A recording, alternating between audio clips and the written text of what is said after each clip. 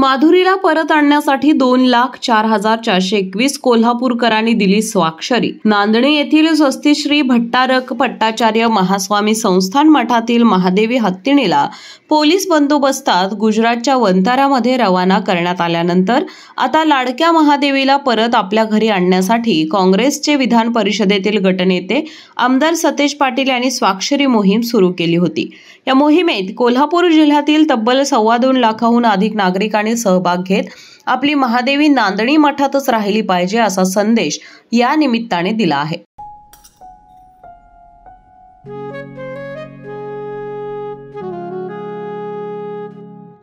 बाबा, आज येताना बासुंदी घेऊन या ना. अगं, कालच आपण आईचा वाढदिवस होता म्हणून आणली होती ना. ऐकलं, गोकुळची बासुंदी पुन्हा खावीशी वाटतेय. खरं सांगू, मलाही खावीशी वाटतेय. पुन्हा पुन्हा खावीशी वाटणारी गोकुळ बासुंदी. विशेष म्हणजे 2 दिवसांपूर्वी सुरू केलेल्या या स्वाक्षरी मोहिमेला कोल्हापूरकरांनी उदंड प्रतिसाद दिला आहे.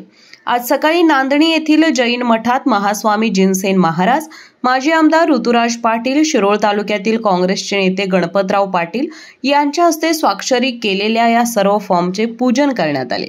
यावेळी मठात मोठ्या संख्येने नागरिक उपस्थित होते. सह्या केलेले हे सर्व स्वाक्षरी फॉर्म कोल्हापुरातील रमणमळा पोस्ट ऑफिस येथे पाठवण्यात आले आहेत. त्यानंतर तिथून हे स्वाक्षरी फॉर्म भारताच्या राष्ट्रपती महामहिम द्रौपदी मुर्मू यांना पाठविण्यात येणार आहेत. केके न्यूज साठी शिरोळ प्रतिनिधी कुणाल कांबळे. अशाच नवनवीन अपडेट पाहण्यासाठी आमच्या केके न्यूज चॅनेलला सबस्क्राईब करा.